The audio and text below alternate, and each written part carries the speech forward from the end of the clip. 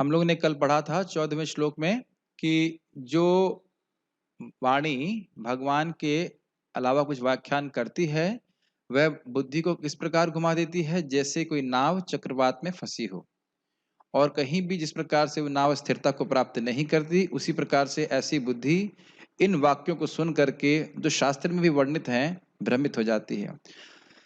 अब आज इसको इस श्लोक में बता रहे हैं कि न सिर्फ भगवान विष्णु की वाणी, भगवान विष्णु की यश से रहित वाणी व्यर्थ है, अपितु उसके विरोधी है। लिंक समझ रहे हैं? भगवान विष्णु की यश जिस वाणी में नहीं है, न सिर्फ वो व्यर्थ है अपितु वह जीव के कल्याण के विरोधी है। इसको श्लोक में कहा जाएगा। श्रीधर स्वामी इस प्रकार से समझाते हैं, मेरे पीछे बोलिए। श्रीमद् भागवतम प्रथम स्कंद 5वां अध्याय श्लोक क्रमांक 15। जुगुप्सितं धर्म कृतेऽनुशासतः जुगुप्सितं धर्म कृते अनुशासतः स्वभावरक्तस्य महान् व्यतिक्रमः स्वभावरक्तस्य महान् व्यतिक्रमः यद्वाक्यतो धर्म इति तरः स्थितो यद्वाक्यतो धर्म इति तरः स्थितो न मन्यते तस्य निवारणं जनः न मन्यते तस्य निवारणं जनः जुगुप्सितं धर्म कृतेऽनुशासतः जुगुप्सितं धर्म कृते अनुशासतः स्वभावरक्तस्य महान् व्यतिक्रमः स्वभावरक्तस्य महान् व्यतिक्रमः यद्वाक्यतो धर्म इति तरः स्थितो यद्वाक्यतो धर्म इति तरः स्थितो न मन्यते तस्य निवारणं न जनाः मन्यते तस्य निवारणं जनः जुगुप्सितं धर्म कृतेऽनुशासतः जुगुप्सितं धर्म कृते अनुशासतः स्वभावरक्तस्य महान् व्यतिक्रमः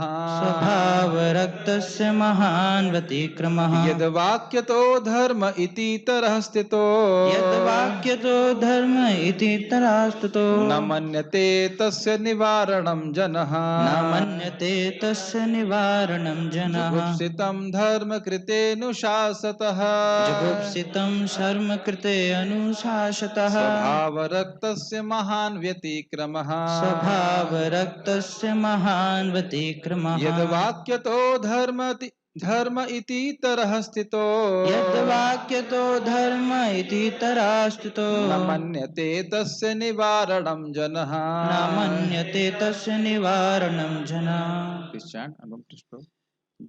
जुगुप्सितं धर्म कृते अनुशासितः जुगुप्सितं धर्म कृतेऽनुशासतः स्वभावरक्तस्य महान् व्यतिक्रमः स्वभावरक्तस्य महान् व्यतिक्रमः यद्वाक्यतो धर्म इति तरः स्थितो यद्वाक्यतो धर्म इति तरः स्थितो न मन्यते तस्य निवारणं जनः न मन्यते तस्य निवारणं जनः। श्री नारद जी कह रहे हैं जुगुप्सितम मतलब बहुत निंदनीय कार्य किया है। क्या निंदनीय कार्य किया है? धर्म कृते अनुशासतः, धर्म के अर्थ को प्रकाशित करने के लिए जो आपने अनुशासन किया है, जो बातें कही हैं। स्वभाव रक्तस्य, जिनके स्वभाव में ही प्रकृति और विषयों के प्रति आसक्ति है, उनके लिए महान व्यतिक्रम, उनके लिए एक बहुत महान अन्याय हुआ है। क्यों? तो कह रहे हैं यद वाक्यतो धर्म इति, इन वाक्यों से जो आपने धर्म अर्थ काम इत्यादि के बारे में बोला है, इन वाक्यों से वो ये कहेंगे कि धर्म इति यही धर्म है, इसके अलावा और कुछ धर्म नहीं है। इतरह मतलब ऐसे प्राकृत पुरुष जो भोगों में आसक्त हैं, स्थितो न मन्यते, उनकी मति स्थिर नहीं होगी। तस्य निवारणम जना, किसमें स्थिति नहीं होगी? कह रहे हैं कि वह यह कभी नहीं मानेंगे जब आप उन्हें निवृत्ति मार्ग की उपदेश देंगे। जैसे कि सर्वधर्मान परित्यज्य, भगवान की शरण में जाना है, सारे धर्मों को छोड़ के वह कभी नहीं मांगेंगे। क्या मानेंगे? बस यही धर्म अर्थ काम, यही बस है, यही जीवन, इसके अलावा और कुछ भी नहीं है। जैसा कि श्रीमद् भगवद गीता में हमने सुना है, क्या श्लोक है वो, इसके अलावा और कुछ नहीं है। भोगेश्वर प्रसक्ता नाम तया पर चित्तसाम, ऐसा श्लोक है। और इस व्यवसायत्मिका बुद्धि, हाँ, समाधौ न विद्यते। जिनके भोग और ऐश्वर्य में बहुत आसक्ति है, वे कभी आत्मा का साक्षात्कार करने के लिए निश्चयात्मक बुद्धि नहीं लग सकते, कि निश्चय नहीं कर सकते, दृढ़ नहीं हो सकते कि कार्य करना ही है, बस केवल भक्ति करनी और कुछ नहीं करना है। इस प्रकार की श्रद्धा उनमें दृढ़ नहीं होती। क्यों? क्योंकि उनकी मति जड़ हो गई है। किनके द्वारा? वेद व्यास जी के ही वाक्यों के द्वारा। तो वेद व्यास जी ने ऐसा क्यों किया? उसे ऐसा अन्याय क्यों किया? इसको हम लोग अभी पढ़ने वाले हैं। लेकिन ये नारद जी कह रहे हैं ये इससे जीव का हित तो होगा नहीं, और आप ये गलत किया है आपने। और ये शब्द यूज कर रहे हैं जुगुप्सितम, ये बहुत खराब चीज है। इसका अन्वय भी रखा गया है फिर से समझने के लिए एक बार। स्वभाव रक्तस्य अर्थात प्रकृति और विषयों में आसक्त चित्त वाले पुरुषों के लिए, पुरुष का मतलब स्त्री भी है यहाँ पे। रक्त यहाँ पे रक्त का अर्थ होता है आसक्ति, और स्वभाव का अर्थ है कि पहले जन्मों के कार्यों के कारण उसकी कुछ चेतना बन जाती है, उसको स्वभाव कहते हैं। और वो एक संस्कार टाइप का बनता है। अनादिकाल से जीव इस जगत में प्रकृति का संग कर रहा है, और उस कारण से भोगों में स्वाभाविक रूप से वो आसक्त है। तो कह रहे हैं स्वाभाविक रूप से भोगों के प्रति लोग आकृष्ट हैं। तो धर्म कृते जुगुप्सितम, आपने धर्म के अर्थ को प्रकाशन करने के लिए कि भाई ये नियम पालन करने हैं, उसके लिए जुगुप्सितम अर्थात निंदनीय काम्य कर्मों का ही वर्णन किया। तुम ये भोग प्राप्त करना चाहते हो, ये इस प्रकार से यज्ञ करो। तुम ये भोग प्राप्त करना चाहते हो, इस प्रकार से कार्य करो। तो आपने उनको प्रवृत्त कर दिया, तो उनको तो पहले से ही प्रवृत्ति है, उसको छोड़ना क्यों चाहेंगे? जैसे आजकल के समाज में लोग कहते हैं भाई गृहस्थ में जाना ही चाहिए, बोलते हैं प्राय। तो उनको बोलो केवल गृहस्थ में जाना चाहिए, वानप्रस्थ में नहीं जाना चाहिए। वेद में केवल गृहस्थ आश्रम है कि वानप्रस्थ भी है और सन्यास भी है? तो लोग गृहस्थ आश्रम को में जाने के लिए तो बोलते हैं, लेकिन उससे बाहर निकलने के लिए नहीं बोलते। आप प्रैक्टिकल समझ रहे हैं कि नहीं देख रहे हैं? लोग अपने घर में ही मरना चाहते हैं, लेकिन क्या वानप्रस्थी अपने घर में मरेगा? अपने घर में रह के वानप्रस्थ नहीं होता है। Doesn't make sense. तो आप देखिए, जो आसक्ति वाली बात है, भोग वाली बात हम ग्रहण कर लेते हैं, लेकिन जो जहां पे कुछ निवृत्ति करनी है उसकी बात को स्वीकार नहीं करते। तो कह रहे हैं बस गृहस्थी गृहस्थी है, अब या फिर यहाँ पे काम्य कर्म, बस ये स्वर्ग जाना है और कुछ नहीं करना है। एक श्लोक गीता का याद नहीं आ रहा, अभी कुछ दिन पहले हम लोग चर्चा किए थे उसको। याम इमाम पुष्पिताम वाचा प्रवदंती न विपश्चितः वेदवाद रतः पार्थ नान्यदस्तीति वादिनः। कि वेद की ऋचाओं से प्रभावित होकर के उनकी मति भ्रमित है, वो कहते हैं बस बस स्वर्ग जाना है, स्वर्ग के अलावा और कुछ नहीं जाना, इसके अलावा और कुछ नहीं रखा वेद में। बस भगवान के धाम जाना है, वैकुंठ जाना है, निवृत्त होना है जगत से, यह सब है ही नहीं। सब ये सब उन लोगों के लिए जो जगत में कुछ नहीं कर सकते, ये कहने का मतलब है। अभी तो कुछ लोग तो ऐसा बोलते हैं वेद में कृष्ण के बारे में कहाँ लिखा है। ये पूरा समाज इस प्रकार से है जो कहता है कि वेद में कृष्ण के बारे में कहाँ लिखा है। जो वेद के संकलन करता कृष्ण, वो कहते हैं कि पूरे वेद से उनको ही जाना जाता है, और ये लोग वेद पढ़ने के बाद कहते हैं कि कृष्ण को कहाँ लिखा है वेद में। ये स्थिति है। अनुशासतः मतलब आपने उपदेश दिया। अनुशासन का मतलब समझते हैं, और धर्म का अर्थ समझते हैं आप लोग। धर्म का मतलब ही है कि कोई नियम बताया जाएगा, ये तुम्हें करना है, ये तुम्हारा कर्तव्य है, ये तुम्हारे लिए करणीय है, ये तुम्हें करना ही है। ये होता है धर्म का अर्थ, समझ रहे हैं? जैसे हम लोग को बताया गया कि सुबह मंगल आरती उठना के लिए जाना ही है, जप करना ही है, भागवत क्लास में आना ही है। ये हमारा भागवत धर्म का नियम है। शास्त्र के शासन के अनुसार हम लोग चल रहे हैं, भक्ति कर रहे हैं विधि के अनुसार। तो इनको क्या विधि बताई गई है? बस स्वर्ग प्राप्ति कराने के लिए। और वो तो पहले से ही भोगों में आ सकते हैं, तो इसलिए उसमें बड़े प्रवृत्त हो जाएंगे। तो ये महान व्यतिक्रम हुआ, ये बहुत महान अन्याय हुआ। क्यों? यदि वाक्यतः अर्थात आपका यही वाक्य मुख्य है, धर्म इति स्थितः, आपके अनुशासन में वो दृढ़ रहेंगे। ये समझ में आ रही है बात? आपने जो बोला है वो बस सही है, ये काम कर्म। इसमें प्रभुपाद जी की बहुत सुंदर लीला है। प्रभुपाद जी ने अपने कुछ एडवांस शिष्यों को बोला तुम लोग को इतनी मिठाई नहीं खानी चाहिए। तो प्रभुपाद जी ने कहा, शिष्यों ने प्रभुपाद से कहा, प्रभुपाद जी आपने शुरुआत में तो बोला था ये रसगुल्ले जितने चाहो उतने खा सकते हो, अब कह रहे हो मिठाई कम खाना चाहिए। तो श्रील प्रभुपाद जी ने कहा, जब तुमने मेरी बात पहले मानी थी, अब क्यों नहीं मान रहे हो? अब देख रहे हैं क्योंकि आसक्ति गुलाब जामुन खाने में है, गुलाब जामुन त्यागने में आसक्ति नहीं है। तो एक उदाहरण की तरह बता रहा हूं मैं। इतरह मतलब प्राकृत जन अर्थात सामान्य लोग जो भोगों में आसक्त हैं। जनहा हो गया, वही अर्थ हो गया। तस्य मतलब काम्य कर्मों को, काम्य कर्म, काम्य धर्म का समझते हैं अर्थ? काम्य धर्म का अर्थ ये होता है कि कुछ कामना है, उसके लिए धर्म का पालन कर रहे हैं, उसके लिए कुछ अनुष्ठान चल रहा है। ये देखा है कि नहीं आपने जीवन में? कुछ हम लोग कार्य करते हैं, मान लो कुछ प्राप्ति करनी है, तो कुछ भोग प्राप्ति करनी है, तो उसके लिए व्यक्ति बहुत दृढ़ता से कुछ धर्म का पालन करता है कुछ समय के लिए। वह हृदय शुद्धि करने के लिए लोग पालन नहीं करते हैं, है कि नहीं? बहुत सारे व्रत का पालन करते हैं कि हमारा बच्चा हो जाए या हमारे को धन प्राप्त हो जाए, इस प्रकार से करते हैं, तो इसे कहते हैं काम्य धर्म, ठीक है? लेकिन इसका आत्मा से क्या संबंध है? कोई संबंध नहीं है। निवारणम मतलब निषेध न मन्यते। यदि आपने पहले उन्हें काम्य धर्मों के बारे में बताया, तो तब तो वह स्वीकार कर लेंगे। लेकिन जब आप कहेंगे कि इन काम्य धर्मों को त्यागो, तो उसको वह स्वीकार नहीं करेंगे। कहेंगे क्यों? नहीं, व्यासदेव जी ने कहा है। समझ रहे हैं मेरी बात? तो ये आपके ही द्वारा एक बहुत बड़ा अन्याय हो गया, क्योंकि अंततोगत्वा जीव का सुख तभी है जब वो निवृत्त होगा इस संसार से। बार-बार भगवद गीता को पढ़कर हमको ये समझना चाहिए कि सब कुछ महतत्व से आए, इस कुछ समय के लिए है और हम यहाँ के स्थान के नहीं हैं, हमें शाश्वत स्थान में वैकुंठ में जाना है। एक ईमानदारी से हाथ खड़ा कीजिएगा। कितने लोगों को लग रहा है कि वैकुंठ में जाना आसान है? एक्चुअली आसान है। आपको लगेगा बहुत कठिन है, लेकिन एक्चुअली आसान है। Just we have to give up the attachment to this material world. आपको लग रहा है वो आसान नहीं है, लेकिन एक्चुअली बहुत आसान है। पता नहीं भगवान की कृपा से आज बहुत, कल रात में भी और सुबह भी ये बात मेरे को हृदय में बोधित हो रहा था कि एक्चुअली बहुत आसान है। हमारे पिताजी का घर है। ये समझते हैं? जैसे माता लो जी को अपने मायके जाने में क्या कठिनाई होती है? माता जी को कठिनाई होती है मायके जाने में? आपके पिताजी वेट कर रहे हैं ना घर में, या वापस आ जाएं? और परम पिता नहीं समझते हैं? वैसे तो आप अच्छी जगह हैं। एक सिंपल सा पॉइंट एक्सेप्ट करना है कि कृष्ण हमारे पिता हैं। बहुत सिंपल सा पॉइंट, और ये हमें स्वीकार करना है बस। और आप जानते हैं उसको भागवत में प्रमाणित किया है, केवल भक्ति में जिंदा बने रहिए, अपने आप भगवान का धाम प्राप्त हो जाएगा। ठीक है, इस पर हम अभी व्याख्या उधर नहीं जा रहे हैं, लेकिन पॉइंट क्या है कि इधर जाएंगे नहीं, उनकी मति ही नहीं जाएगी, कहते हैं हम तो यही जगत में भोग करना है। तो व्यासदेव जी ने इस प्रकार से कहा है, ठीक है?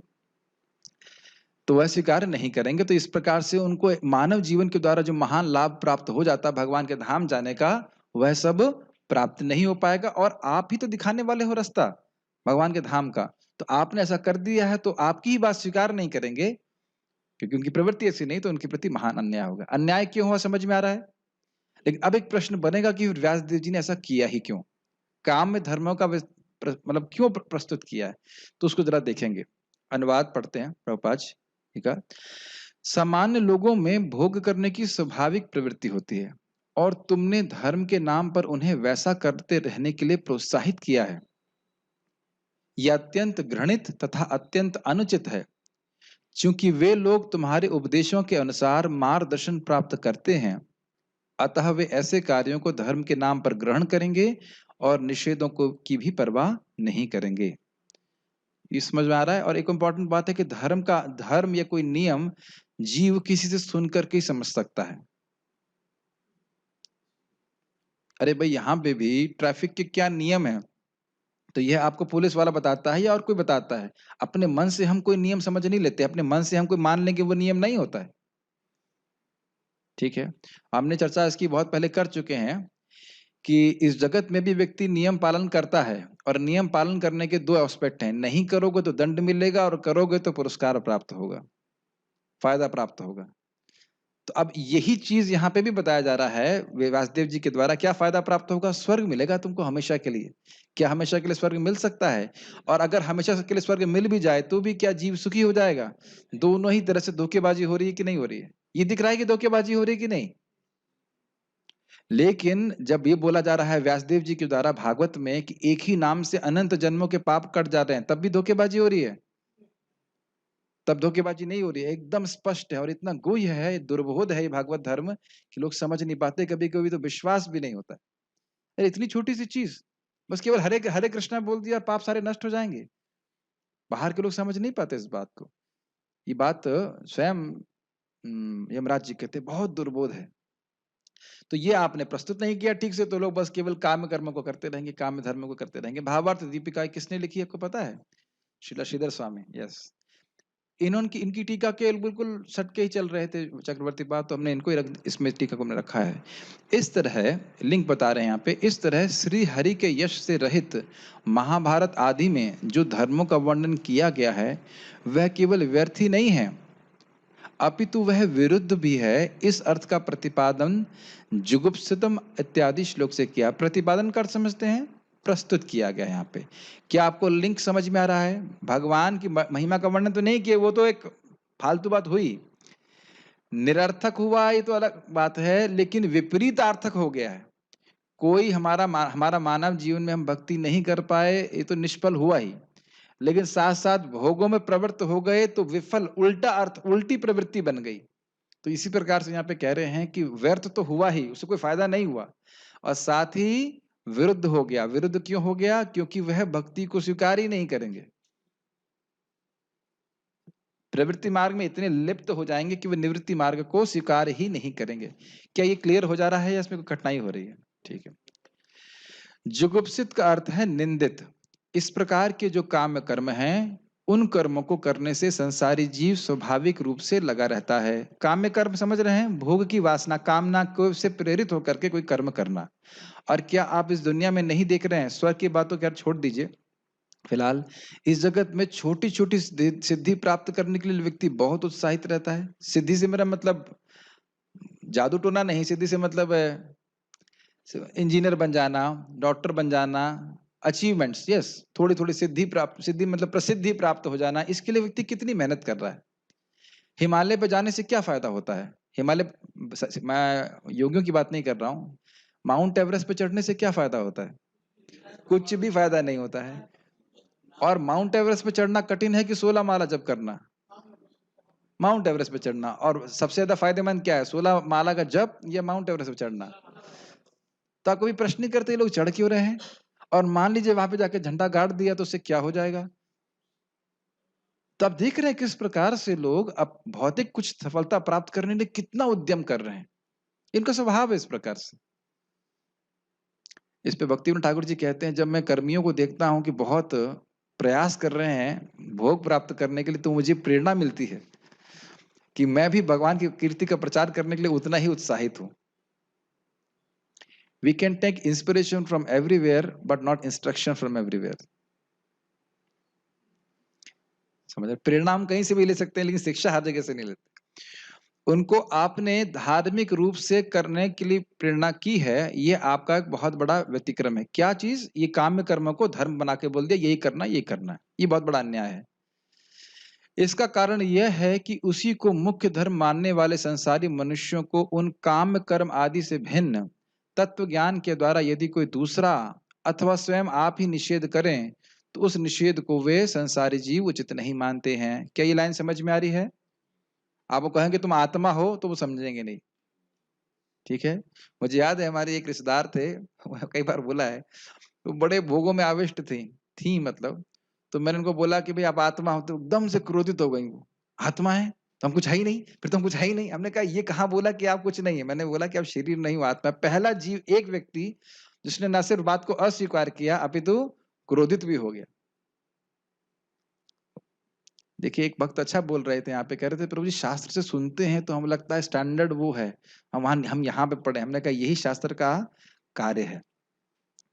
श्रीमद् भागवतम भगवद गीता को सुन करके व्यक्ति अपने जो हम गलत कर रहे हैं वो हम समझ पाते हैं। हम सोच रहे हैं कि हमारी रोमांटिक पिक्चर चल रही है, लेकिन वो दिखा देता है शास्त्र की ये हॉरर स्टोरी है, ये जगत दुख का घर है। और ये बातें हम सुनना नहीं चाहते, क्योंकि बाकी सारी दुनिया के लोग क्या बोल रहे हैं कि थोड़ा सा एडजस्ट कर लोगे, अभी इस तरह सुखी नहीं हो, बस थोड़ा सा एडजस्ट कर लोगे तुम जरूर सुखी हो जाओगे। और यही बात यहाँ पे भी बोली जा रही है व्यासदेव जी के द्वारा कि तुम यहाँ क्या सुख प्राप्त करोगे, इस मानव शरीर में क्या भोग प्राप्त करोगे? स्वर्ग जाओ, वहां तुम सुखी हो जाओगे। वहां पे भी नहीं बताया जा रहा है कि स्वर्ग जाकर के भी जीव कहीं सुखी नहीं हो सकता है। श्रुति स्वयं कहती है, न कर्मणा न प्रजया धने न त्यागे नैक अमृतत्व मानाशु। एग्जाम्पल दे रहे हैं श्रीधर स्वामी, कह रहे हैं अर्थात काम्य कर्मों या संतानों या धन से किसी ने मुक्ति नहीं प्राप्त की है, अपितु ज्ञानी पुरुष या स्त्री इन सबों के त्याग के ही द्वारा मुक्ति को प्राप्त किए हैं। ये लाइन बहुत गंभीर है। ये क्यों बोल रहे हैं? श्रुति वचन इस प्रकार से बोल रहा है कि इनको, इनके पीछे मत भागो, तुम अपने परम मुक्ति के लिए प्रयास करो और इनसे तुम्हारी मुक्ति होने वाली नहीं है। ये तो स्पष्ट है कि नहीं? भाई बच्चे पैदा करके थोड़ा हम मुक्त हो जाएंगे। जब मानव जीवन क्लियर का गोल क्लियर हो जाएगा तो जो चीजें उस गोल को प्राप्त करने के लिए आवश्यक नहीं है उसको हम स्वयं ही रिजेक्ट कर देंगे। क्या मेरी बात समझ में आ रही है ना? अगर ये क्लियर हुआ कि मेरे मानव जीवन का उद्देश्य क्या है, और आप ये जानते हो कि हर व्यक्ति सुखी होना चाहता है, तो आप जानते हैं सुखी कैसे होंगे? एकमात्र कृष्ण को संतुष्ट करके ही। ना पुत्र से संतुष्ट होंगे, ना धन से होंगे, ना और किसी भी वस्तु से होंगे। जैसे आप जानते हैं चित्रकेतु महाराज, उनकी कितनी 1 करोड़ पत्नियां थीं और उनका एक बच्चा था, जो बच्चा मर गया तो वो शोक से अभिभूत हो गए थे। लेकिन उन्होंने बाद में जब नारद जी का उपदेश सुना तो ये नहीं बोला अच्छा कम इतना एक बच्चा मर गया, कम से कम एक बच्चा और तो दे दीजिए। ऐसा बोला है भागवत में? ऐसा वर्णन है ना? वो सब लोग इस पुत्र इत्यादि की आसक्ति को त्याग करके भगवान की भक्ति में ही लगे और तो चित्रकेतु महाराज भगवान के पास पहुंच गए, है कि नहीं? तो भगवान के पास पहुंचने में बेटे ने क्या सहायता करी? कोई सहायता नहीं करी। बेटे की आसक्ति से व्यक्ति फंसेगा, धन की आसक्ति से व्यक्ति फंसेगा। तो ये समझते हुए कि आत्मा का इससे कोई सरोकार नहीं, अगर इन इच्छाएं हैं भी तो उनको त्याग करके व्यक्ति भक्ति में स्थित हो। Does it make sense? और नहीं तो जब तक कामना रहेगी व्यक्ति को जलाती रहेगी। तो ये बात बोल रहे हैं यहाँ पे कि ये सारे वचन श्रुति में हैं, किंतु काम्य कर्मों का निषेध करने वाली इस श्रुति को लोग नहीं मानते हैं।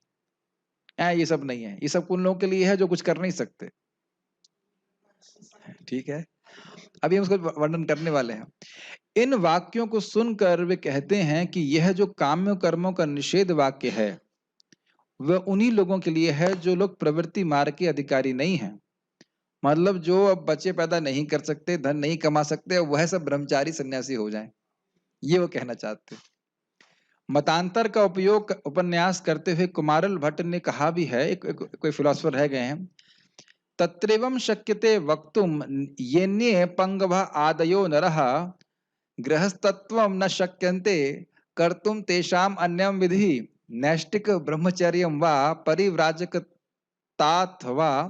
तैर अवश्यम गृहीत्वा तेनादाव एतद उच्यते।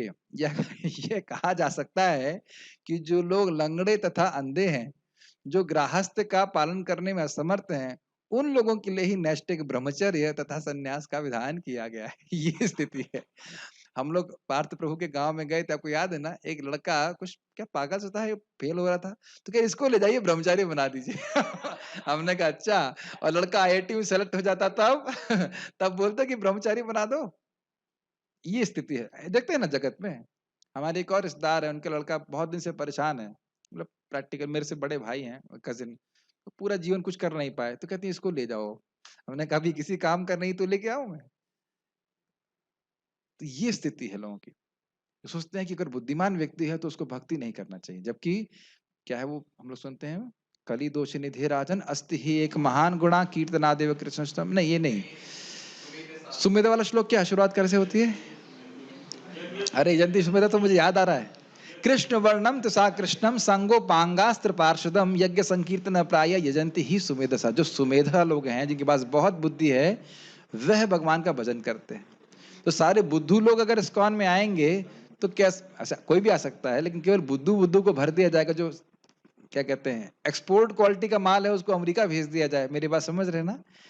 जो बुद्धिमान आईआईटी इंडियंस हैं वो सबको अमेरिका भेज दिया जाए, और बाकी जो इंडियंस हैं जो छटा हुआ माल है वो इस्कॉन में आएगा, तो कैसे काम चलेगा? वैसे तो सभी कोई भी आ सकता है, सबको अच्छा कर देंगी भक्ति, लेकिन जो बुद्धिमान व्यक्ति हैं अगर वह भी, प्रभुपाद जी बोलते हैं इसको, आप ही पढ़िएगा प्रथम स्कंद में आएगा, जो बुद्धिमान लोग हैं अगर वह अपने जीवन को कृष्ण को समर्पित करते हैं तो कितना वो कल्याण दूसरों का कर सकते हैं। वही बुद्धि अगर हम पतितता में लगाएंगे तो क्या होने वाला है, लेकिन वही बुद्धि अगर भगवान की सेवा में लगाएंगे तो कितना लाभ कर सकते हैं।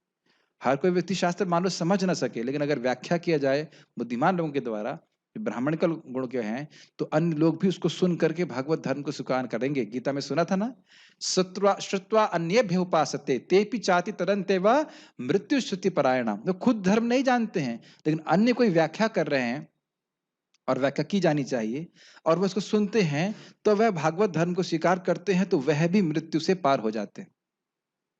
समझ रहे हैं? जैसे कि परम पूज्य वृंदावन चंद महाराज परम पूज्य राधा गोविंद महाराज का गुणगान कर रहे थे, किस प्रकार से महाराज जी परम मेधावी थे, भौतिक रूप से भी।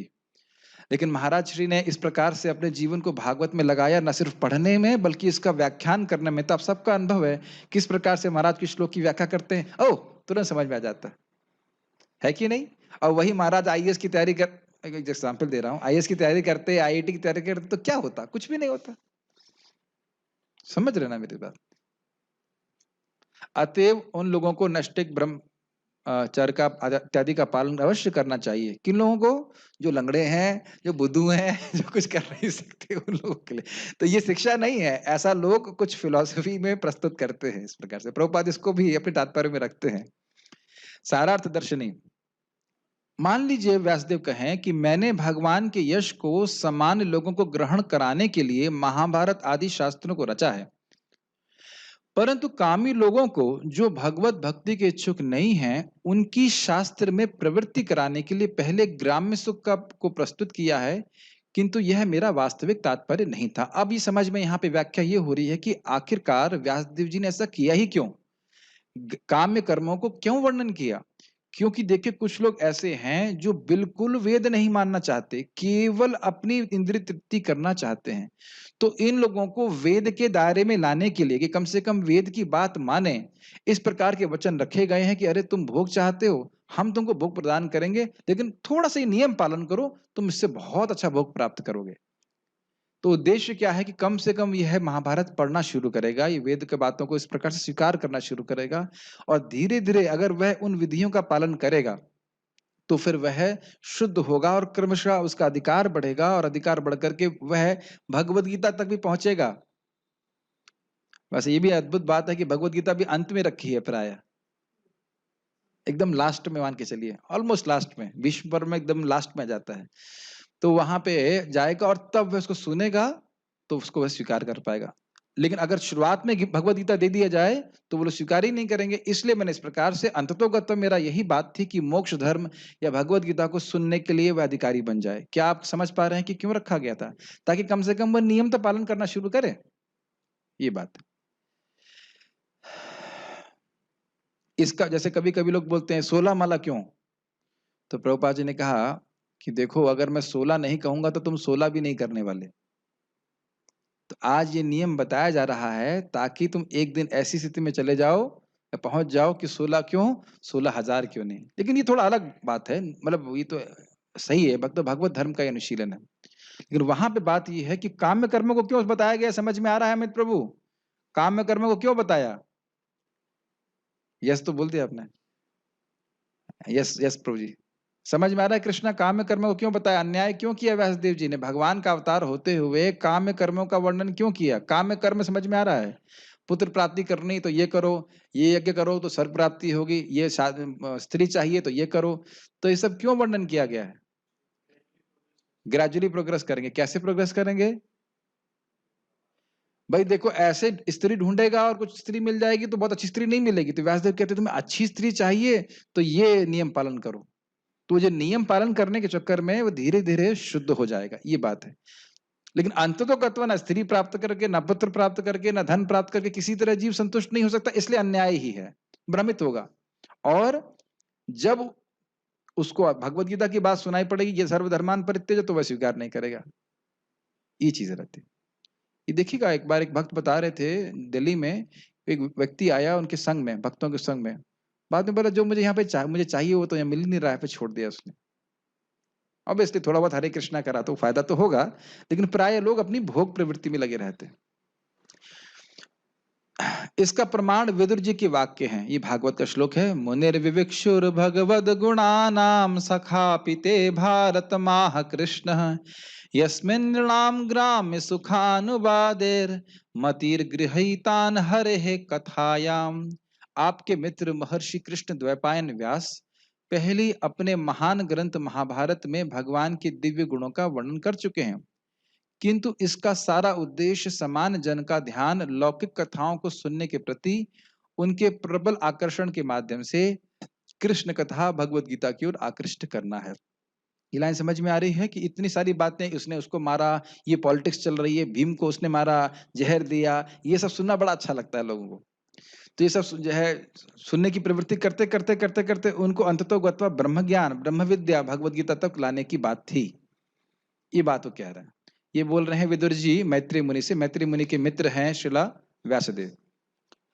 तो मतलब ये बात स्थापित की जा रही है कि ये व्यासदेव जी का ये उद्देश्य था। ये उद्देश्य ये नहीं था कि बस वो केवल काम्य कर्मों में ही पड़े रहें। ये बात समझ में आ रही है? ओके।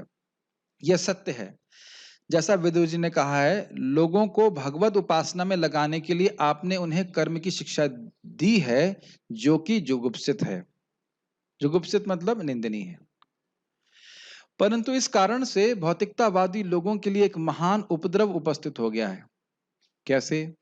जो स्वभाव से भी इंद्रिय भोगों के विषयों के प्रति आसक्त हैं, अर्थात स्वभाव रक्तस्य, क्योंकि आपने उन्हें भौतिक धर्म सिखाया है, यद्यपि आपका उद्देश्य उनकी मदद करना है, परंतु वास्तविकता में आपने उनका अहित किया है।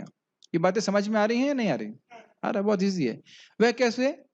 क्योंकि भौतिकतावादी व्यक्ति यह माने, यानी प्राकृत व्यक्ति मानेंगे कि जो आपने कहा है वही धर्म है। क्या धर्म है? काम्य कर्म, बस यही है और उसके अलावा कुछ नहीं है। और इस कारण से यह सोचेंगे कि देवताओं और पितरों को मांस अर्पित करना बंद नहीं करना चाहिए। इस प्रकार के वर्णन है। इस प्रकार से वे इस पथ का त्याग नहीं करेंगे और यह विचार नहीं कर पाएंगे कि उन्हें वाकई क्या करना चाहिए। मतलब जीव का कल्याण किससे होगा वह नहीं समझ पाएंगे। ये बात समझ में आ रही है? बहुत बहुत आसान है। यथा सर्वधर्मान परित्यज्य मामेकम शरणम व्रज, यह बात वह स्वीकार नहीं करेंगे कि हृदय अशुद्ध है उनका। और आप जानते हैं कि जब हम कोई कार्य करते हैं, मान लीजिए स्पेशली कोई धर्म का आचरण करते हैं, तो उसको करते करते उसका संस्कार बन जाता है और उसी में श्रद्धा बनी रहती। कोई भी हम कार्य करते हैं उसी में मति बनी रहती है, उसको चाहे भी तो हम छोड़ नहीं पाते हैं, वही चित्त पे छाया रहता है। मान लीजिए कोई बिजनेसमैन है तो मृत्यु के समय तक उसका मन बिजनेस में ही जाता है, मति वहीं जाती है, बिजनेस करना है, बिजनेस करना है, बिजनेस करना है, ऐसे करके। तो काम्य कर्म में लग रहा है, शुद्धि बहुत धीरे धीरे होगी और जब भगवान के बारे में बात करेंगे तो वह उसमें रुचि नहीं दिखाएगा। मैंने देखा है किस प्रकार से अभी एक भक्त आए थे, तो वो तो बड़ी रुचि से सुन रहे थे, तो उनकी पत्नी मैक्सिमम 40 मिनट बैठ पाई, उसके बाद उनको मतलब बहुत तकलीफ हो रही थी, क्या हो रहा है क्या हो रहा है, नहीं नहीं जाना है जाना जाना से। आप कभी देखना, जो लोग बहुत रजगुणी हैं, जिनकी बहुत भौतिक इच्छाएं हैं, वो शांति से बैठ कर भागवत नहीं पढ़ सुन सकते। इसीलिए थोड़ा थोड़ा सुने। ये बात प्रथम स्कंद की शुरुआत में बोला गया था, अरे भाई कथा से इतना फायदा है, आत्म साक्षात्कार मिल जाएगा, तो लेकिन दिक्कत ये है कि कथा में रुचि नहीं होती। तो कहते हैं स्यान महस्य यार, धीरे धीरे जाकर के सुनो, थोड़ा थोड़ा सुनो, फिर धीरे धीरे करके आपको कथा में रुचि आने लग जाएगी। वह यह सोचेंगे कि यह वाक्य श्रील व्यासदेव जी के द्वारा बताए गए धर्म के पथ में नहीं आता है। मतलब समझ रहे हैं कि भाई काम कर्म तो है धर्म, लेकिन ये सब नहीं है, ये सब धर्म करेंगे ना, हम नहीं करेंगे, पाप लगेगा हम नहीं करेंगे। बेसिकली पाप आपकी बात नहीं है, बात क्या है, उनको इंद्रिय तृप्ति प्राप्त नहीं होगी। ठीक है, तात्पर्य प्रभुपाद जी का। श्रील नारद जी ने यहाँ पर महाभारत तथा अन्य साहित्य में उद्धृत सकाम कर्मों के नियमित अनुष्ठानों के आधार पर श्रील व्यासदेव द्वारा संकलित विभिन्न वैदिक ग्रंथों की भर्त्सना की है। ये लाइन समझ में आ रही ना? मानव यानी प्राणियों में जन्म जन्मांतर से दीर्घकालीन भौतिक संगति के कारण भौतिक शक्ति पर प्रभुता प्राप्त करने की स्वाभाविक प्रवृत्ति होती है। इसका अर्थ थोड़ा समझिए। जीव अनादि काल से, अनादि का अर्थ है जिसकी कोई शुरुआत नहीं है, वह प्रकृति का संग कर रहा है, प्रकृति के गुणों में आसक्त है। ये भगवत गीता में पढ़ा था ना 13वें अध्याय में। इस कारण से उसके अंदर भोग की प्रवृत्ति है, वो चाहता है कि भौतिक वस्तुओं का वह भोग करे। ये बात समझ रहे हैं? यही बात बोल रहे हैं कि जीवों में इस प्रकार से, हर जीव में, मच्छर से लेकर के सभी जीवों में भोग करने की प्रवृत्ति रहती है और उसका प्रमाण है ये शरीर। उन्हें मानव जीवन के उत्तरदायित्व का कोई बोध ही नहीं हो पाता। ये दो लाइन बहुत सुंदर हैं। पैदा होते ही व्यक्ति यही सोचता है कि मैं कैसे खाऊं, कहां खाऊं। स्वाभाविक रूप से हम लोगों को इंद्रिय तृप्ति के लिए कोई कठिनाई नहीं होती, कोई अभ्यास करने की जरूरत नहीं है। और यदि हम भगवान के भक्तों से ना सुने तो कभी सोचेंगे ही नहीं कि मानव जीवन का कोई उद्देश्य होना चाहिए। थोड़ा रिवर्स में जाइए, जब हम भक्त नहीं थे। बहुत गंभीर बात है। याद आ रहा है वो स्थान, जीवन? नहीं याद आ रहा? लग रहा है बचपन से ही भक्त थे आप लोग। लग रहा है हम पैदा होते ही सब लोग हरे कृष्णा करने लगे थे। आपको वो अंधकार याद आ रहा है कि हम लोगों के जीवन में हमें यह मानव जीवन का उद्देश्य क्या हो है, ये तो पता ही नहीं है। कुछ होना भी चाहिए क्या, ये मन में कभी विचार आया था? मैं आपको ऐसे नहीं बोल रहा हूं कि आपके मन में नहीं आया था, मेरे मन में भी कोई विचार नहीं आया था। क्या आया था कि नहीं आया था? कभी नहीं आया था, और कभी आता भी नहीं अगर हम भक्तों से सुनते नहीं। तो इसलिए बड़ा खुश होना चाहिए कि भगवान ने कृपा करके हमें भक्त संग दिया है, भागवत दी है, तो हम सुन पा रहे हैं। Does it make sense? अपने कल्याण, अपने उद्धार को देख करके दूसरों के उद्धार का निमित्त बनने की इच्छा आती है। मेरी बात समझ रहे हैं आप? कि मैं किस गड्ढे में था, वहां से किसी भक्त ने उठाया है, तो एक ही हमारे पास तरीका है कि हम दूसरों को भी गड्ढे से उठाएं, अन्यथा वह गड्ढे से निकलने के बारे में सोचेंगे भी नहीं। क्या आपको इसमें विरोध लग रहा है या आपको समझ में आ रहा है बात? है कि नहीं? और हम निकाल सकते हैं, क्योंकि हमारे पीछे बहुत सारे लोग लगे हुए हैं, बड़े शक्तिशाली लोग हैं। हमारे पास कोई शक्ति नहीं है, लेकिन बड़े बड़े आचार्यों की बात हम रिपीट करेंगे तो हम भी उद्धार कर सकते हैं। अपनी शक्ति से नहीं, लेकिन उस दिव्य ज्ञान के द्वारा जो हमको प्राप्त है। Make sense? ठीक है। यह मानव जीवन मोहमय पदार्थ के चंगुल से छूटने का अवसर होता है, और ये बड़ी आसानी से मिल भी जाता है मानव जीवन, है ना? नहीं मिलता ना? जैसे कोई व्यक्ति अगर बुद्धिमान है तो कहेगा, अरे भाई आईआईटी में हो जाए तो बहुत अच्छा है। हम लोग इस प्रकार सोचा करते थे, और लाखों लाखों में कोई एक व्यक्ति आईआईटी में हो पाता है। ये भी सत्य बात है। 10 लाख में से कितने, 4-5 हजार होते हैं। इसी लोग बड़ा आश्चर्य करते हैं। जब हम ब्रह्मचारी बन गया तो आप आईआईटी जाने के बाद ब्रह्मचारी बन गए। देख रहे हैं, वही वही पॉइंट जो हम सीख रहे थे। आईआईटी जाने के बाद तो अमेरिका जाना चाहिए था, खूब पैसे कमाने चाहिए थे, बुद्धिमान हो। कहाँ फंस गए, साधु बन गए तुम। अब देख रहे हैं जो हमने टीका में पढ़ा था बात, बुद्धिमान लोगों को साधु नहीं बनना चाहिए। साधु तो वह बनना चाहिए जो मूर्ख लोग होते। देख रहे हैं ये पॉइंट? अब इसी को अपने जीवन में देखिए कि मानव जीवन प्राप्त हुआ है, उसको मैं कुछ पैसों के लिए बेच दूं, और वो पैसे जो हमेशा के लिए कभी भी छूट सकते हैं। कभी नहीं सोचना चाहिए इस प्रकार से। एक बार छूट गए तो मजा आ जाएगा। जैसे ये बातें बोलना चाहिए, क्योंकि पता है जब मैं आईआईटी के सिलेक्ट होने वाला था या होने के लिए इच्छा करता था, मैं बोलता था अपने मित्र को, हम दोनों का हो गया था, एक बार आईआईटी पहुंच जाए तो मजा आ जाएगा, एक बार आईआईटी पहुंच जाए तो मजा आ जाएगा। तो एक एब्जॉर्प्शन, एक एक जुनून, कहते हैं ना, जुनून सब बनने लगता है कि करना है करना है करना है। उसी प्रकार से रोज सुने वैकुंठ जाना है, वैकुंठ पहुंचना है, गोलोक पहुंचना है, तो हम लोग उत्साहित रहेंगे भजन करने के लिए। समझ रहे ना मेरे बात? और ऐसे लोगों संग भी रहना चाहिए जिस प्रकार से पागल हैं, मतलब जुनूनी है कि वैकुंठ पहुंचना है, वैकुंठ पहुंचना है, ऐसे कर। वेद भगवत धाम वापस जाने के निमित्त हैं, ये समझ लेना चाहिए। अब इसको हम लोग पहले पढ़ लेंगे पूरा, फिर समझाऊंगा। 84 लाख योनियों के आवागमन चक्र में घूमते रहना दंडित बद्ध जीवों के लिए बंदी जीवन के समान है। ठीक है, पूरा पढ़ता हूं फिर समझाऊंगा। मनुष्य योनि इस बंदी जीवन से बाहर निकलने का सुअवसर होता है। अतएव मनुष्य का वन ऑफ द कर्तव्य है। वन ऑफ द लिखा है क्या? एकमात्र का मतलब क्या होता है अमित? और कोई एकमात्र का ही होता था ना अर्थ, और भी कोई अर्थ होता है? अच्छा, एक ही आईएएस बनना कर्तव्य नहीं होता है? या जो भी और कुछ। एकमात्र कर्तव्य यह है कि वह भगवान के साथ अपने भूले हुए संबंध को पुनः स्थापित करे। क्यों? क्योंकि इसी के द्वारा व्यक्ति को अनलिमिटेड, असीमित सुख प्राप्त होगा, और बाकी किसी की चीज के द्वारा सुख प्राप्त तो होगा ही नहीं, केवल दुख प्राप्त होगा। केवल छलावा है। पानी चाहिए तो मृग मरीचिका के पीछे भागने से कोई भी कितने ड्रॉप मिल जाएंगे, कितना पानी मिल जाएगा? मृग मरीचिका में कितना पानी होता है? कुछ भी नहीं होता। अपितु गर्मी में ज्यादा दिखती है, वो जो गर्म स्थान है वहीं पानी दिखता है। तो ये दुख का घर में हम सोच रहे हैं इस एडजस्टमेंट के द्वारा, इस सिद्धि के द्वारा हम सुखी हो जाएंगे। अब कहते प्रभु जी रोज ही एक ही बात क्यों बताते हैं? क्योंकि रोज ही बात समझ नहीं आती।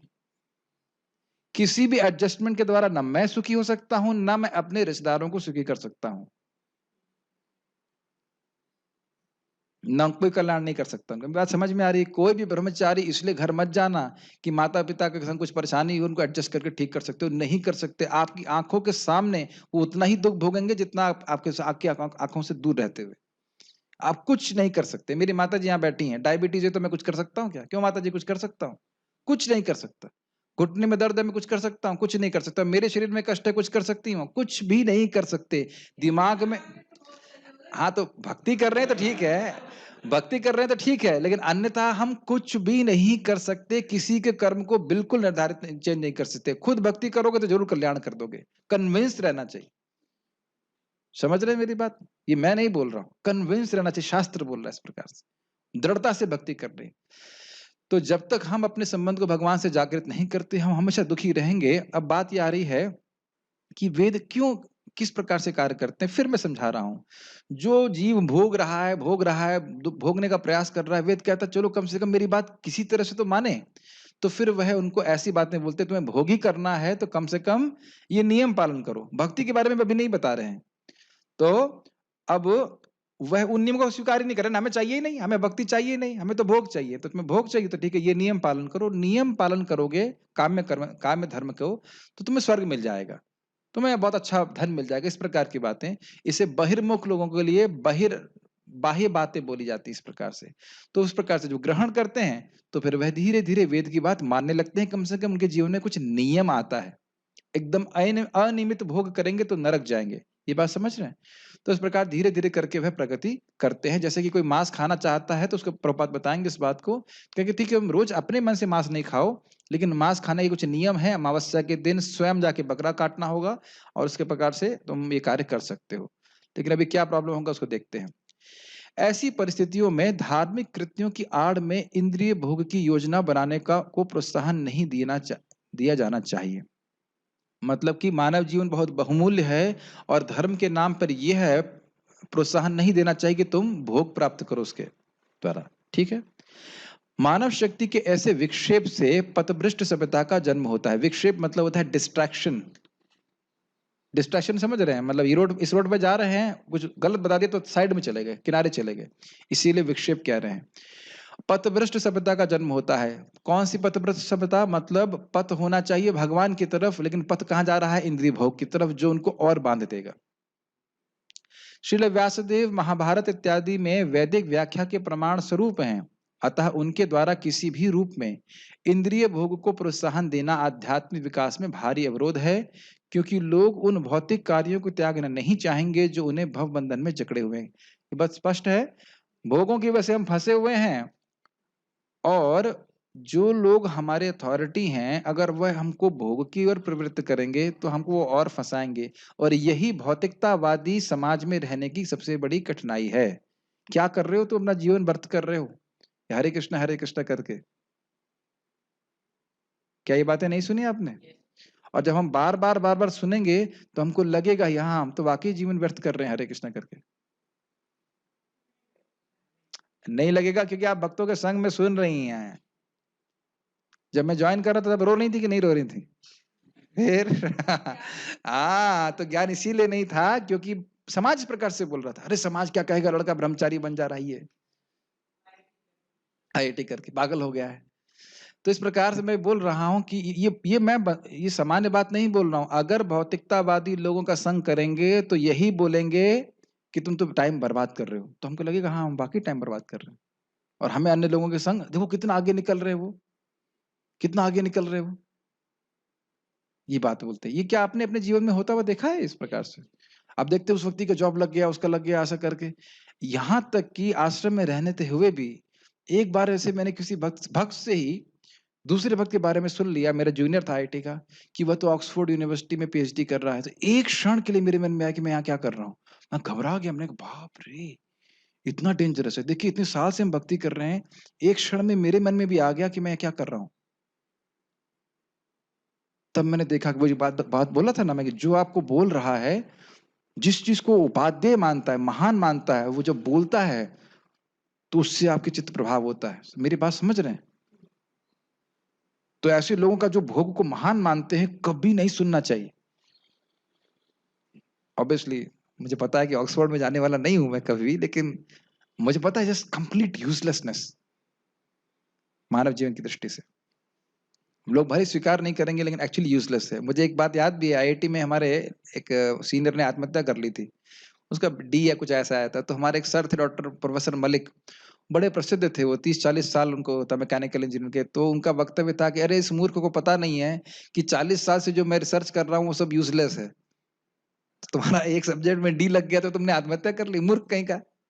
इनका वक्तव्य था और वो जानते हैं कि हम जो कुछ कर रहे हैं व्यर्थ है, लेकिन फिर भी उसी में प्रवृत्त रहते हैं। खैर, तो इस प्रकार से पथभ्रष्ट होते हैं। मानव सभ्यता की किसी विशेष अवस्था में जब धर्म के नाम पर ऐसे भौतिक कार्यों का यथा यज्ञ के नाम पर पशु बलि का बोलबाला हुआ, तो स्वयं भगवान बुद्ध के रूप में अवतरित हुए और धर्म के नाम पर पशुवध बंद करने के उद्देश्य से वेद प्रमाण की निंदा करी। ये बात समझ में आई? अब यहाँ पे बुद्ध भगवान के उद्देश्य भी क्लियर हो रहा है।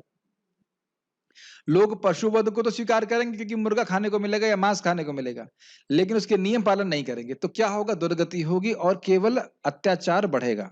जैसे हमने कई बार उदाहरण दिया है कि मैंने भक्त लोग बता रहे थे, बंगाल में जो कसाई है वह काली माता का फोटो रख देगा और जो खरीदने वाले हैं वो सोचेंगे कि हम काली माता का प्रसाद पा रहे हैं। ये स्थिति है। और बाकी किस प्रकार से मांस काटने के नियम होते हैं, और मांस काट जानते हैं कि मांस, आज मैं तुमको काट रहा हूं और कल तुम मुझको काटोगे, कल मतलब अगले जन्म में। तो ये सब बातें लोगों को पता नहीं है, तो नियम कोई पालन करेगा नहीं और केवल फैसिलिटी चाहते हैं। एज अ मैनेजर में मेरा खूब अनुभव है। Everybody wants the facility, nobody wants to follow the rule. हर व्यक्ति सुविधा चाहता है लेकिन नियम पालन नहीं करना चाहता। ये हमारी आसक्ति है भोगों में, क्योंकि आश्चर्य की बात नहीं होती, कहीं पे भी आप देखिएगा। ठीक है, नारद को इसका पूर्वाभास हो गया था, अतएव उन्होंने ऐसे साहित्य की निंदा करी। आज भी मांस भक्षी, ये बहुत इंटरेस्टिंग पॉइंट है, भगवान बुद्ध अभी आए नहीं हैं। नारद जी जब व्यासदेव से बात कर रहे हैं तो क्या भगवान बुद्ध अभी आए हैं? नहीं आए हैं। तो यानी नारद जी देख रहे हैं कि आगे होने वाला है। कभी सोचा आपने इस तरह से? आगे होने वाला है 2-3 हजार साल के बाद कि पशुवध बहुत बढ़ जाएगा और लोग मुख्य जो उद्देश्य है भगवान की भक्ति वह बिल्कुल ही भूल जाएंगे। ये बात क्लिक कर रही है आपको? यस। आज भी मांस भक्षी लोग धर्म के नाम पर किसी देवता या देवी के समक्ष पशु बलि चढ़ाते हैं, क्योंकि किन्हीं किन्हीं वैदिक ग्रंथों में ऐसे निमित्त यज्ञों की संस्तुति की जाती है। स्पष्ट है, उन्हें मांसाहार से विरत होने के उद्देश्य से ही इस प्रकार की संस्तुति की जाती है, लेकिन धीरे धीरे ऐसे धार्मिक कृत्यों के उद्देश्य भुला दिए जाते हैं और कसाई घर प्रधान बन जाते हैं। यहाँ पे आपको देखा कि नहीं देखा आपने, लेकिन इंडोनेशिया में बहुत देखता हूँ। मैं वहां पे गया था, तो ये इस प्रकार से वध करके यज्ञ करना और सोचते हैं इससे बारिश हो जाती है, बहुत प्रवृत्ति है। यहाँ तक कि अगर आप किसी गांव के व्यक्ति हैं तो जब वो सब कार्य हो रहे हैं तो आपको रहना ही पड़ेगा, नहीं तो बहिष्कृत कर देंगे आपको। पता नहीं आपके यहाँ उड़ीसा में भी इस प्रकार से होता था, मुझे पता नहीं, लेकिन वहां तो इंडोनेशिया में बहुत गंभीर था। भक्त लोग बड़े परेशान हो जाते थे इस प्रकार से। अगर उस गांव के व्यक्ति हैं तो आपको उस यज्ञ में रहना ही पड़ेगा, कंट्रीब्यूशन देना ही पड़ेगा। इस प्रकार से है, ऐसा मत सोचिए कि ऐसा नहीं है, अभी भी है इस प्रकार से। हाँ, वैष्णव बन गए तो अब वो नहीं जाते हैं, किसी तरह बहाना करके किनारे कर लेते हैं, लेकिन फिर भी प्रेशर है ना, ये बात है। तो धार्मिक कृत्यों का उद्देश्य क्या है? भगवान की भक्ति, वह सब भूल जाते हैं। इसका कारण यह है कि ऐसे मूर्ख भौतिकतावादी व्यक्ति उन लोगों की बातें नहीं सुनना चाहते जो वैदिक अनुष्ठानों की व्याख्या करने में समर्थ हैं। मतलब निवृत्ति मार्ग की व्याख्या करेंगे वो समझेंगे नहीं। वेदों में स्पष्ट कहा गया है कि जीवन की सफलता ना हो तो किसी बृहद ग्रंथ के लिखने, न धन संचय करने और न ही संतति बढ़ाने में है। फिर से, वेदों में स्पष्ट कहा गया है कि जीवन की सफलता न तो किसी वृहद ग्रंथ में के लिखने, न धन संचय करने और न ही संतान बढ़ाने में है। इसके भी पढ़ा था कि नहीं पढ़ा था हमने? श्रुति वाक्य पढ़ा था श्रीधर स्वामी जी की टीका में। इसे अनासक्ति द्वारा ही प्राप्त किया जा सकता है। किसे? मतलब भगवान के धाम की प्राप्ति हम निवृत्त होकर के ही कर सकते हैं। लेकिन भौतिकतावादी व्यक्ति ऐसे आदेशों को अनसुना करते हैं। अब तो स्पष्ट समझ में आ रहा होगा। उनके अनुसार तथाकथित संन्यास आश्रम उन व्यक्तियों के लिए है जो किसी शारीरिक दोष के कारण जीविका कमाने में अक्षम है, या उन व्यक्तियों के लिए है जिन्हें पारिवारिक संपन्नता नहीं मिलेगा। मतलब जो बच्चे पैदा नहीं कर सकते या जो लूले लंगड़े हैं, उनको सन्यासी ब्रह्मचारी होना चाहिए। ये तो हम लोग पढ़ ही लिए हैं। निसंदेह महाभारत जैसे इतिहास ग्रंथों में आध्यात्मिक विषयों के साथ साथ लौकिक विषयों की भी चर्चा है। महाभारत में ही भगवत गीता सन्निविष्ट है। महाभारत की संपूर्ण विचारधारा की अंतिम परिणति भगवत गीता के इस चरम उपदेश के रूप में होती है कि मनुष्य को चाहिए कि सारी व्यस्तताएं त्याग कर भगवान श्री कृष्ण के चरणारविंदों की शरण में जाकर अपने को पूरी तरह लगा दे। स्पष्ट है, सर्वधर्मान परित्यज्य तक लाने के लिए भगवान ने बोला है, और पूरी महाभारत भी इसीलिए बोली गई है। लेकिन भौतिकतावादी प्रवृत्तियों वाले लोग राजनीतिक, अर्थशास्त्र तथा परोपकारी कार्यों में अधिक रुचि रखते हैं, जिनका उल्लेख महाभारत में है, और मुख्य विषय अर्थात भगवत गीता के प्रति कम रुचि दिखाते हैं। ये तो स्पष्ट है। श्री नारद व्यासदेव को इस समझौतावादी प्रवृत्ति की प्रत्यक्ष भर्त्सना करते हैं और ये उपदेश देते हैं कि प्रत्यक्ष रूप से यह घोषित करें कि मनुष्य जीवन की मूलभूत आवश्यकता भगवान के साथ अपने नित्य संबंध को अनुभव करना तथा अविलंब भगवान की शरण में जाना है। इसको थोड़ा समझिए, समझौतावादी प्रवृत्ति का मतलब क्या है? तो तुम भोग चाहते हो, अच्छा भोग चाहते हो, अच्छा तुम्हारी तरफ से ये भोग चाहते हो, हमारी डील ये है कि तुम ये नियम पालन करो। समझौता है कि नहीं? कॉन्ट्रैक्ट है कि नहीं? तो कहते हैं लेकिन ये सब मत बताइए, सीधे बताइए कि तुम तभी सुखी होगे जब तुम भगवान के धाम जा सकते हो, भगवान की भक्ति प्राप्त करोगे। जैसे कि नारद जी ने मृगारी को कहा किया। मृगारी कितना घोर हृदय का व्यक्ति था, हिरणों को मार करके आधा काट करके छोड़ दे रहा था, लेकिन नारद जी ने ये नहीं बोला कि अब तुम इसको काली को समर्पित करो, ये करो ना, सीधे बोला देखो तुम पाप कर रहे हो, तुम नरक जा रहे हो, हाँ अगर तुम भक्ति करोगे तो मुक्त हो सकते हो। समझ में आ रहा है ना? और ये भागवत में भी आपने सुना था, सुनेंगे, प्राचीन परिषद को भी इसी प्रकार से बोलते हैं, और मुझे बड़ा वो अच्छा लगता है प्रसंग।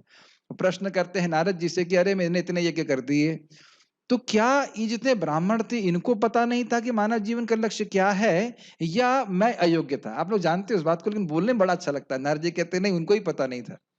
कितने आश्चर्य की बात। और ये घटना हो चुकी है। भरतपुर में एक हमारे रोणेनंदन प्रभु गए थे प्रीचिंग करने के लिए, बता रहे थे कि जिसके घर में प्रीचिंग कर रहे थे उनका लड़का था 35 साल का, और वह जब कर रहा था 16 माला, तो एक तथाकथित ब्राह्मण आए, बोले ये सब क्या कर रहे हो, ये थोड़ा उम्र है तुम्हारे करने के लिए, देखिए। इस प्रकार से लोग भ्रमित हैं कि काम में कर्म करो, उससे बहुत फायदा हो जाएगा। तो ये सारी बातें व्यक्ति को समझना चाहिए कि इस प्रकार से समझौतावादी बात नहीं करनी चाहिए कि ये तुम ये नियम पालन कर लो और तुम्हें ये प्राप्त हो जाएगा, कभी नहीं होना चाहिए। ओहो, internet is down, all glories to internet. किसी विशेष रोग से पीड़ित मरीज प्रायः उसके लिए वर्जित की गई वस्तुओं को खाने को ललचाता है। समझ ही रहे हैं, डायबिटीज वालों को मीठा ही अच्छा लगता है, और मेरे जीवन में देखा जितना भी परहेज करना होता है वही वस्तुएं जो अच्छी लगती हैं। मट्ठा नहीं पी सकते, अच्छा ये क्यों नहीं बोलते कि दूध क्यों नहीं पी सकते? दूध पीना अच्छा नहीं लगता तो वो मना नहीं करेंगे, लेकिन मट्ठा नहीं पी सकते। खांसी होती तो देखो दही नहीं खाना है, इसी प्रकार की बात बोल रहे हैं। लेकिन दक्ष चिकित्सक कभी भी मरीज से समझौता करके उसे कुपथ्य खाने की अनुमति नहीं देता। ये लाइन समझ में आ गई? कभी नहीं बोलेगा ठीक है थोड़ा थोड़ा दही खाते रहो और तुम ठीक हो जाओगे, ना, नहीं, बिल्कुल नहीं खाना है। कम से कम शिक्षा नहीं देता है। वो जानता है कि अगर मैं बोलूंगा, जब मैं बोलूंगा कि बिल्कुल नहीं खाना है, तब भी थोड़ा थोड़ा खाएगा, और यदि बोल देंगे कि थोड़ा थोड़ा खा सकते हो, तो फिर तो पूरा ही खाएगा वो। ये बात है। भगवत गीता में यह भी कहा गया है कि सकाम कर्म में अनुरक्त व्यक्ति को उसकी वृत्ति से परांगमुख नहीं करना चाहिए, क्योंकि उसे धीरे धीरे आत्म साक्षात्कार के पद तक ऊपर उठाया जा सकता है। कभी कभी यह उन लोगों पर लागू होता है जो बिना किसी आध्यात्मिक अनुभूति के कोरे मीमांसक बने रहते हैं, लेकिन जो भक्ति के पथ पर लगे हैं उन्हें ऐसे उपदेश की हमेशा आवश्यकता नहीं रहती। इसका मतलब क्या है? देखिए, जो व्यक्ति बहुत भोगों में प्रवृत्त है, उसको आप दिव्य ज्ञान देंगे समझ में नहीं आएगा। तो अगर आप ज्ञान मार्ग की बात करें तो ठीक है, आप वो उपदेश नहीं दे सकते। उसको ये बोलो कि तुम कर्म योग करो या कर्म करो। लेकिन भक्ति का उपदेश आप किसी को भी दे सकते हैं कि अगर कोई व्यक्ति भक्ति करता है तो उससे अपने आप ही वैराग्य उत्पन्न हो जाता है। तो हमने आज ये सीखा कि भगवान के विरुद्ध जो भगवान का वर्णन नहीं हुआ है शास्त्रों में, न सिर्फ वो व्यर्थ है अपितु विरुद्ध है, क्योंकि लोगों की मति उन्हीं को धर्म मानने में लग जाएगी कि भाई ये काम कर्म करना है, भोग प्राप्ति के लिए कर्म करना है, इसी में अपना जीवन लगाऊंगा। और ये सब वचन जो निवृत्ति वाचक हैं, जो कहें कि भाई तुम जगत से निवृत्त हो, भगवान के धाम जाओ, उसमें उनकी मति जाएगी ही नहीं। और इससे उनके प्रति सबसे बड़ा अन्याय होगा, क्योंकि जीव का परम कल्याण भगवान की भक्ति प्राप्त करने में ही है। तो इस प्रकार से आपने बहुत गलत किया। कोई प्रश्न है किसी का तो हम कुछ ले सकते हैं। Are there any questions? भक्ति करने से हमारे कर्म नष्ट होते हैं, लेकिन हमारी भक्ति से दूसरों के कर्म कैसे नष्ट होंगे प्रभु जी? ये बात बड़ी स्पष्ट है हरे कृष्णा कृष्णा कृष्णा हरे हरे, हरे राम राम राम हरे हरे। तो आप हरे कृष्णा बोल रहे हैं और कोई व्यक्ति सुन रहा है तो क्या शुद्ध नहीं होगा? यह नाम श्रुति मात्रेण अपमान भवति निर्मला। आप हरे कृष्णा बोल रहे हो लेकिन सुन रहा है कोई व्यक्ति तो उसके कर्म नष्ट होंगे, शुद्ध हो जाएगा। और ये तो आप जानते हैं, विप्रादिशद गुण युताद अरविंद नाभा पादारविंद विमुखा स्वपच वरिष्ठम मन्ने तदर्पित मनोवचने हितार्था प्राणम पुनाति सकुलम न तो भूरि मानः। कोई विप्र है और ब्राह्मण है, ब्राह्मण के द्वादश गुणों से युक्त भी है लेकिन आपसे विमुख है, आपसे परांगमुख है, आपका भक्त नहीं है, अभिमानी है, तो वह अपना भी उद्धार नहीं कर सकता। लेकिन अगर कुत्ता खाने वाले या कभी कोई व्यक्ति पैदा हुआ है और अपने मन वचन कर्मों को आपको समर्पित कर रहा है तो वह ना सिर्फ अपना उद्धार करेगा लेकिन पूरे कुल का उद्धार कर देगा। ये कौन बोल रहा है?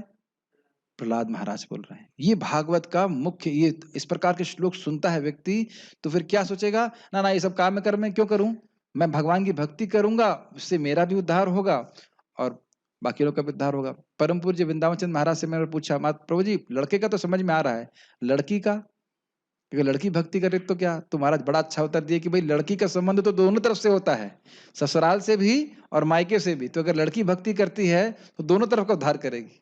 जैसे आपको याद है ना, कौन सा एक न्याय बताते हैं महाराज, ये एक दीपक है और वह दीपक इधर किचन में भी प्रकाश दे रहा है और खाने वाले स्थान में भी प्रकाश दे रहा है। देहली दीपक न्याय ऐसे कुछ तो बता रहे थे। तो इसी प्रकार से दोनों जगह लाभ होता है। तो इसलिए हम लोग को कन्विंस रहना चाहिए कि हम स्वयं भी शुद्ध होंगे और दूसरों को भी शुद्ध कर पाएंगे, अपने जितने जो कुल में लोग मर गए हैं उनको भी शुद्ध कर देंगे। ठीक है, और किसी को यहाँ पे कोई प्रश्न है, जिज्ञासा है, विरोध है? विरोध मत प्रस्तुत करिए। ठीक है, हम यहाँ रुकेंगे। श्रीमद् भागवतम की जय। श्री